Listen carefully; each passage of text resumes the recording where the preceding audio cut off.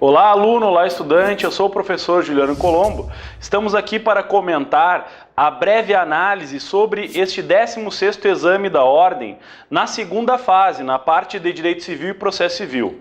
Basicamente, fiquei muito feliz porque no nosso curso a gente trabalhou diretamente com os assuntos que foram colocados. Elaboramos, inclusive, a peça processual, a contestação, tratada exatamente aí ao longo do curso. Bem, o que você encontrou na hora da prova? Na verdade, foi uma prova de padrão médio. Ela não foi extremamente fácil nem extremamente difícil, Foi um nível razoável e, novamente, a Ordem perguntou aquilo que costuma acontecer na praxe forense, Não dá para afirmar que foi uma peça totalmente diferenciada. Uma contestação é algo comum na prática processual. E ela ligou dois tópicos aqui extremamente importantes: contestação e responsabilidade civil.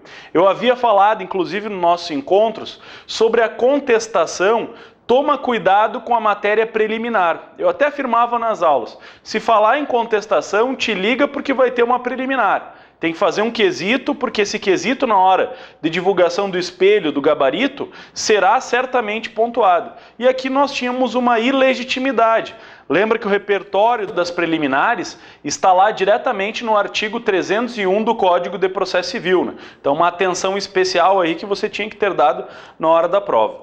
Bom, o enunciado da proposta de peça, ele conduz fatalmente aí a uma contestação. Se a pergunta é, haveria outra possibilidade de peça processual além da contestação? Na verdade, não vislumbro, A contestação seria exatamente aí a peça a ser colocada. Claro que nós não sabemos ainda a graduação dos quesitos, Como isso vai ser valorado pela OAB-FGV. Vamos ter que esperar diretamente aí dia 8 de junho, Nós temos o resultado definitivo. Então a gente já vai começar a entender, mas dá para ter um norte, assim, se eu fui bem, se eventualmente tem alguma matéria que eu fui omisso, assim, não comentei, na hora de escrever aí a tua resposta. O que nós temos aqui dentro dessa estrutura da peça prático-profissional? Nós temos tipicamente uma responsabilidade civil, um dano aí por coisas lançadas do imóvel, que está lá diretamente no artigo 938, então, do Código Civil, A ideia aí de arremessar e aquele que habitar o imóvel ser o responsável. Então, era uma questão de responsabilidade civil, trabalhando aí com o artigo 186, o ato ilícito, o dever de reparar, 927, a figura própria do 938, o dano aí em virtude de coisas arremessadas de imóveis, E principalmente aí a ilegitimidade do condomínio, Porque como advogado do condomínio não daria para aceitar a legitimidade, Então, uma preliminar de ilegitimidade. Bem, acerca aí do mérito, do nexo causal, derivado dessa estrutura, a própria Ordem, ao comentar o gabarito, fala então que não há obrigação de indenizar em razão da segunda cirurgia sofrida. A gente não sabe ainda a valoração que isso vai ter, no plano aí dos quesitos, do espelho da prova, mas é uma matéria aí que acredito que, lendo o Vademecum e administrando a prova, você conseguiria aí, com uma certa razoabilidade, chegar a esta resposta.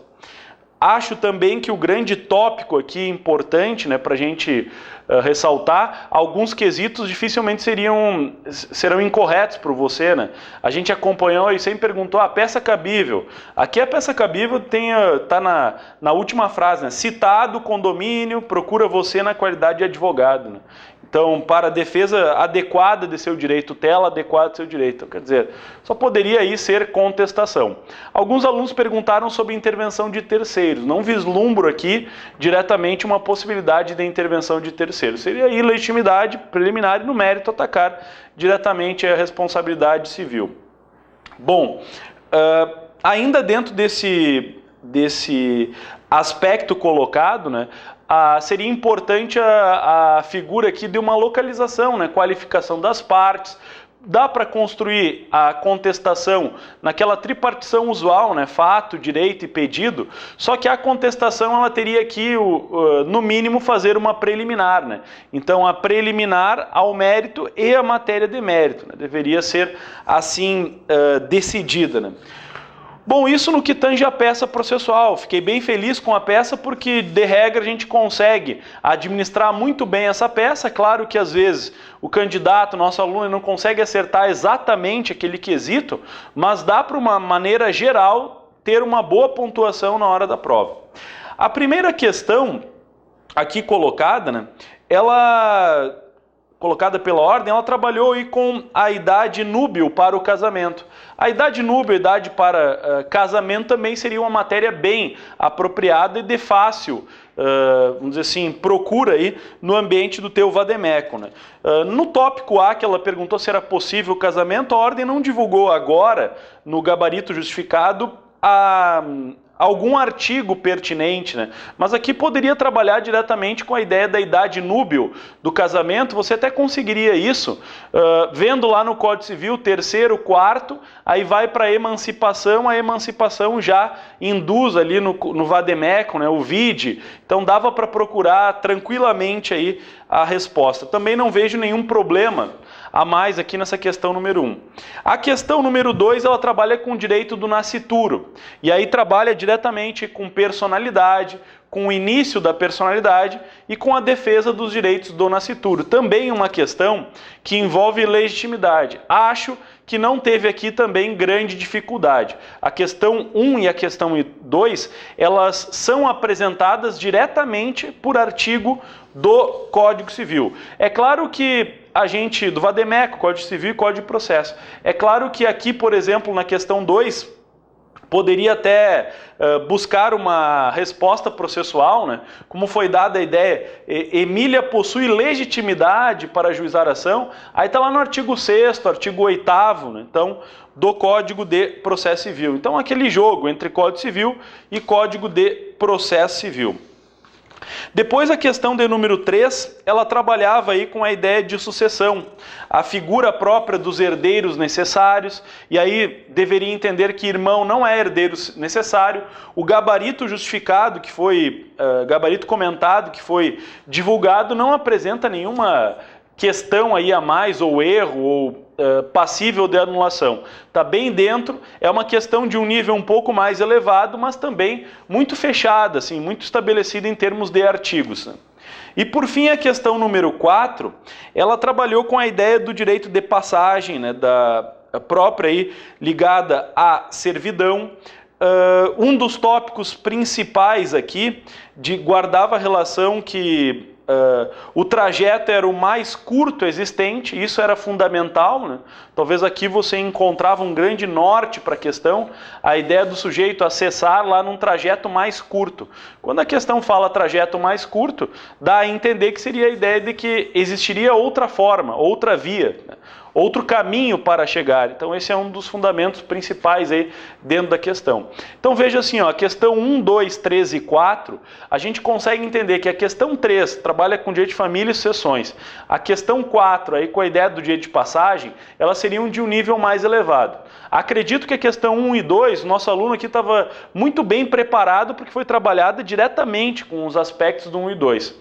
O 3 e o 4 também, dá para dizer, olha, tem preparo para encontrar essa resposta? Tem, está no código, não dá para reclamar, né? A ideia é de fazer a leitura do código. Entretanto, claro, elas oferecem um nível um pouquinho maior, mas que facilmente naquela técnica que nós recomendamos, né? O desenho da questão, né? O problema da prova de ordem são questões extensas, então desenha ela, faz um esquema para saber onde estão os principais elementos aí.